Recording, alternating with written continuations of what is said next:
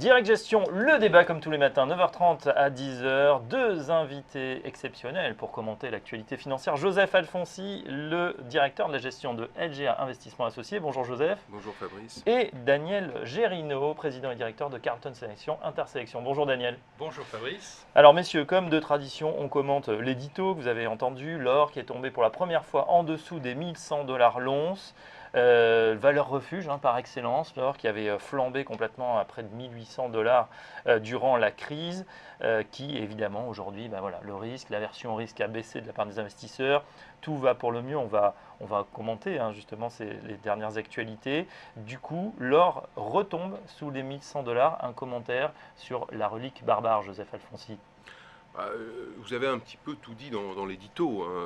Il y a eu une financiarisation des matières premières depuis une vingtaine d'années. On a vu effectivement une croissance très très spectaculaire des cours de l'or dans les années 2000. Je crois que ça a dû être multiplié par 6 de mémoire. Et derrière, on a un repli, et notamment depuis le début de l'année, un repli assez sensible. Je pense que c'est un petit peu tous les éléments que vous avez avancés. Alors, c'est un marché qui a des caractéristiques très très techniques, mais au-delà, je pense que il y a en toile de fond, je dirais, deux arguments majeurs. Le premier argument, c'est qu'on a connu une crise extrêmement grave en 2008, avec effectivement une récession, je crois que la plus importante depuis la Deuxième Guerre mondiale. Et puis, on avait effectivement jusque-là des perspectives inflationnistes. Or, à la suite de la crise, on a eu une amélioration de la conjoncture dans le monde. Et puis également même des craintes de déflation, puisque jusqu'à il y a encore quelques temps, on avait ces fameuses craintes de déflation auxquelles je n'ai jamais cru. On était dans un processus désinflationniste, et tout ça a effectivement enlevé le support fondamental, enfin en tout cas de fond, à la relique barbare. Est-ce qu'il y avait justement une bulle aussi qui s'était créée peut-être sur l'or à un moment, inflation, déflation, il fallait avoir de l'or, tout le monde y allait, Oui. aidé par l'or papier aussi, beaucoup de fonds qui avaient misé là-dessus, il y avait beaucoup de spéculation sur l'or. Il y a eu une spéculation très forte. On était près de 1800$ l'once. Vous voyez l'effondrement du cours de l'or. Simplement, pour moi, il y a trois phénomènes. Il n'y a pas d'inflation. Les craintes sur la Grèce et sur l'économie mondiale sont un peu dissipées. Donc ça, ce sont des facteurs plutôt positifs. Et la forte remontée du dollar. Donc tout ça pousse à ce que l'or, finalement, ne soit plus qu'une monnaie de thésaurisation des banques centrales. Et aujourd'hui, on voit que la Chine fait le marché sur les matières premières. La Chine est un acteur majeur des matières premières, y compris des matières premières aurifères. Donc ce n'est pas illogique que l'or ait baissé de cette ampleur. Oui, ces matières premières justement qui chutent en ce moment, à l'instar du pétrole. On a vu alors les facteurs là aussi géopolitiques, un accord historique en Iran. Évidemment, l'Iran pourrait revenir sur la scène avec des réserves énormes. On parle de 500 000 barils qui pourraient revenir avant la fin de l'année sur un marché qui est déjà pratiquement saturé. Du coup, effondrement pas encore, mais en tout cas, on est sur les 50$ au pétrole. Là aussi, ça peut changer beaucoup de choses. Et je pense qu'on va casser les 40$.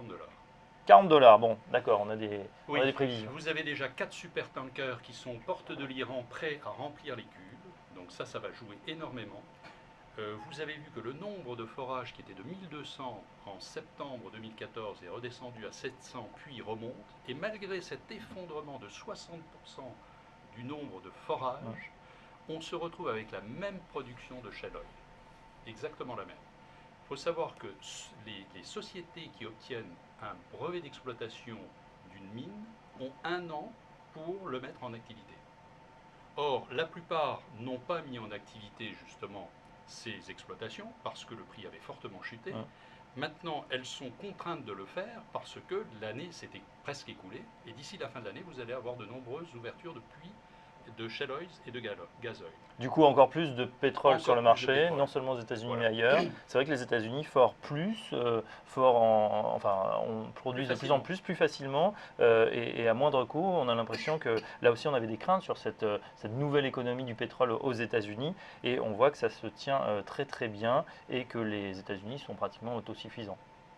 Oui, ils sont devenus premiers producteurs. Effectivement, on avait des craintes parce que avec la baisse des cours, on se demandait s'il était pertinent de continuer à forer, et puis on voit que finalement c'est beaucoup plus souple qu'on ne le pensait, et donc tout ça exerce une pression baissière forcément sur les cours, ce qui est une très bonne nouvelle pour l'économie mondiale. À un moment, on pouvait avoir des interrogations, notamment on peut avoir des interrogations sur la Chine. Je pense que le fait d'avoir des perspectives de cours pétroliers maintenues, à défaut de savoir s'ils vont continuer à baisser, en tout cas, ce qu'on peut d'ores et déjà penser, c'est qu'il n'y aura pas de pression haussière. Ça, c'est une très bonne chose, et ce qui permet, par exemple, à l'OCDE de revoir modestement à la baisse ses prévisions de croissance mondiale, puisqu'on est passé de 3,5 à 3,3, et d'expliquer que ces révisions baissières sont essentiellement le fait de la contraction surprise au premier trimestre aux États-Unis. Mais alors la question qu'on peut se poser, c'est est-ce que c'est si bon que ça, puisqu'on a vu que le pouvoir d'achat qui aurait dû être redonné aux ménages américains, ils l'utilisent pour thésauriser, donc un comportement un petit peu à l'européenne, donc ils épargnent plus les Américains, et puis dans le même temps, ça a une conséquence aussi déflationniste. Du coup, si l'objectif d'inflation n'est pas atteint, que va faire la Fed dans les prochains mois ? Alors c'est l'interrogation, moi je pense qu'il n'y a plus d'interrogation depuis longtemps, on avait évoqué un petit peu le sujet. Je pense que les marchés sont acquis au fait que la Réserve fédérale va remonter ses taux. Janet Yellen l'a réaffirmé, elle l'avait déjà fait. On sait qu'elle est en retard, elle aurait dû remonter ses taux déjà. Donc aujourd'hui, il ne faut plus qu'elle tarde davantage. Alors il faudrait qu'il y ait vraiment des événements assez majeurs pour qu'elle repousse un peu plus la remontée de ses taux. Mais je pense qu'aujourd'hui, ça n'est plus vraiment un facteur d'interrogation sur le marché. La Fed va remonter ses taux. Elle doit le faire parce qu'elle est en retard. Alors c'est moins la question de va-t-elle le faire ou doit-elle le faire, parce que quand on écoute le discours de Janet Yellen, on a l'impression qu'elle n'a pas les mêmes chiffres que nous. En tout cas, vous êtes très perplexe, vous, Daniel Gerino. Moi, je suis extrêmement perplexe. Je ne partage pas tout à fait ce point de vue parce que je pense que je ne vois pas l'intérêt pour les États-Unis de remonter les taux d'intérêt. Je ne comprends pas. Se redonner des marges de manœuvre, peut-être. Vous savez, passer de 0,25 à 0,5, les marges de manœuvre, c'est quasi zéro. Évidemment, si elle fait comme Greenspan et Bernanke, par le passé, ils remontaient les taux d'intérêt en marche d'escalier, ils sont remontés jusqu'à 4,5. Et là, ce serait un bain de sang sur le marché des actions et sur l'économie qui n'est pas suffisamment robuste pour pouvoir l'encaisser. Quel est l'intérêt de monter les taux aujourd'hui? L'économie est quand même fragile. On voit que le secteur de la construction, ça se passe plutôt bien. Remonter les taux va avoir un impact sur le secteur de la construction, alors que c'est le seul secteur qui aujourd'hui est en train de repartir. Ça va faire remonter le dollar, amputer les résultats des sociétés, ça va déstabiliser les marchés émergents qui, face à une remontée du dollar, déséquilibrent totalement les balances de paiement de ces pays-là. Je ne vois pas l'intérêt. Et les chiffres qui ont été sortis par Janet Yellen, ça relève plus de la méthode Coué que de la réalité. Donc moi j'ai quand même le sentiment que Janet Yellen, depuis quelque temps, fait un pas en avant, deux pas en arrière, un pas en avant. Moi je suis un peu déçu par son pilotage. Très clairement, je pense qu'il n'y a pas d'urgence à se précipiter dans une hausse de taux. En Angleterre, oui, parce que le salaire horaire a monté de 3,2, il commence à y avoir effectivement des tensions inflationnistes. Là, et puis la croissance est forte, les 3%, il y a nécessité de remonter les taux. C'est pour ça que le sterling a fortement monté ces derniers jours. Mais aux États-Unis, je ne vois pas l'intérêt. Pas assez de croissance, pas assez de vitesse dans l'économie. Moi, je ne partage pas cette opinion, puisque là, c'est l'intérêt du débat, Joseph. Bien sûr, bien sûr. Non, enfin, expliquez-nous je suis d'accord sur arguments. l'explication de fond. Maintenant, de quoi parle-t-on? On parle d'une normalisation. Donc, effectivement, comme vous le disiez, on passe de 0,25 à 0,50, ça ne va pas changer la face du monde, mais on parle d'une normalisation, et cette normalisation, elle doit se faire parce qu'à un moment donné, il en va de la crédibilité d'une banque centrale. Or, là, de quoi s'agit-il? On a une banque centrale américaine qui a maintenu sous perfusion une économie, et sans doute à juste titre, après la récession dont nous parlions de 2008, on est en 2015. Donc, il arrive un moment où effectivement on doit opérer une normalisation, ne serait-ce que d'abord pour cette raison de crédibilité, et puis surtout pour se redonner, si on peut le faire, des marges de manœuvre. C'est-à-dire, que se passerait-il si au bout de, je crois, maintenant 5 ou 6 années de croissance, alors certains vont dire que la croissance américaine n'est plus ce qu'elle a été, elle n'est plus aussi flamboyante, c'est vrai, mais enfin on est autour de 2,5 en prévision de cette année, avec un premier trimestre on a eu des considérations un petit peu ponctuelles. Effectivement, si avec un niveau de croissance, un taux de chômage à 5,3%, des créations d'emplois mensuels de plus de 200 000 sur plusieurs mois, à un moment donné, la crédibilité de la Banque centrale va se poser. Hum. Donc, ne serait-ce que pour ça, je pense qu'elle doit entamer la normalisation. Alors après, comme vous le disiez, Quel va être le rythme en fait? voilà, c'est le rythme qui va déterminer. Et là où je reviens à ce que disait monsieur, et je partage tout à fait ce sentiment, là, ça serait un bain de sang si effectivement elle allait à marche forcée. Mais ça n'est absolument pas les intentions de la Fed. En tout cas, c'est ce qu'elle a dit. Après, on verra si elle fait ce qu'elle a dit. Mais je pense que c'est vraiment prendre date et puis opérer une normalisation. Et puis ensuite, là, je suis d'accord, je pense qu'elle appréciera au fur et à mesure la situation.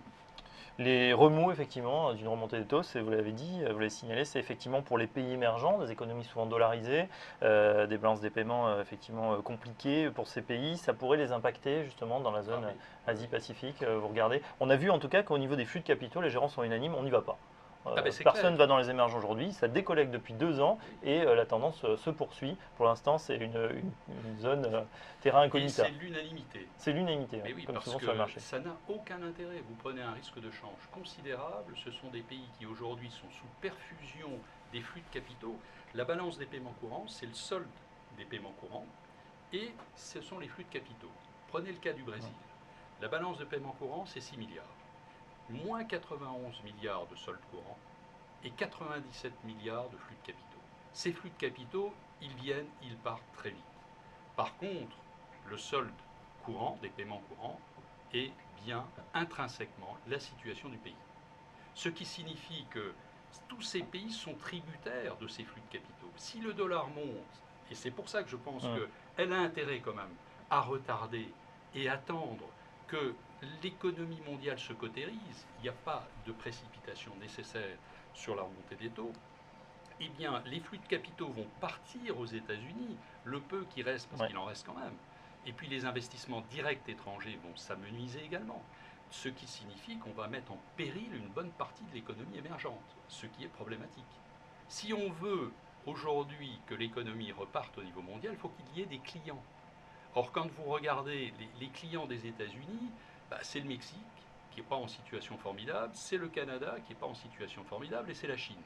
Donc les exportations sont déjà difficiles. Si vous avez un dollar plus élevé, vous vous retrouvez dans une situation où, franchement, les exportations, il faut tirer une croix dessus. Alors justement, la Chine, ça termine notre petit tour d'horizon mondial avant de revenir en Europe, bien sûr. La Chine qui a affiché, alors bon, presque sans surprise, ou presque, une croissance de 7% au deuxième trimestre, chiffre donné par évidemment le parti, mais en tout cas ça a rassuré les investisseurs qui pensaient que ça serait beaucoup moins bien. Un petit commentaire, je vous vois sourire, Joseph Alfonsi. Non, non, je souris parce que vous avez dit dans votre question presque sans surprise. Ce qui déjà jette un petit doute sur, semble-t-il, sur la véracité de ces chiffres. C'est vrai qu'on s'interroge sur les statistiques chinoises. Alors, c'est l'objectif, l'atterrissage en douceur en Chine, c'est l'objectif, c'est autour de 7%. Donc on a eu, je sais pas, on a eu 7% affichés. Alors il y a avec deux contributions, c'est-à-dire les ventes de détail et l'investissement qui reste, somme toute, par rapport à tout ce qui se fait dans le monde, extrêmement intéressant. Alors la Chine réussira-t-elle à la fois son atterrissage en douceur et la mutation de son économie vers une économie avec davantage de force de la demande intérieure? C'est tout le défi, c'est tout l'enjeu. Pour l'instant, si on regarde les chiffres, il semblerait que ce soit possible. Après, je pense qu'on est tous un petit peu lotis. Un peu dubitatif. Voilà, on est tous un peu sur la réserve, mais bon, on travaille avec les chiffres. J'ai l'impression que c'est un marronnier quand même de l'année. C'est-à-dire, premier trimestre, on est toujours très critique sur la Chine. On se dit, voilà, ça va capoter, là-bas, ils arriveront jamais, c'est vraiment en train de ralentir, hard landing, donc atterrissage brutal. Et puis finalement, on voit que année après année, quand même, ça se maintient à des niveaux très très forts par rapport justement à la croissance mondiale et dans nos vieux pays européens ou aux États-Unis même. Oui, alors la croissance, elle a été forte en Chine. Elle décélère, c'est normal. C'est un pays qui devient non plus pays émergent, mais pays émergé. Le résultat, c'est qu'évidemment, les taux de croissance ne peuvent pas rester sur des niveaux accrochés à 10%. C'est quelque chose de logique. Après, il faut regarder la structure de l'économie. Effectivement, on a 40% de l'économie qui est liée au marché intérieur, 60% aux exports. C'est trop.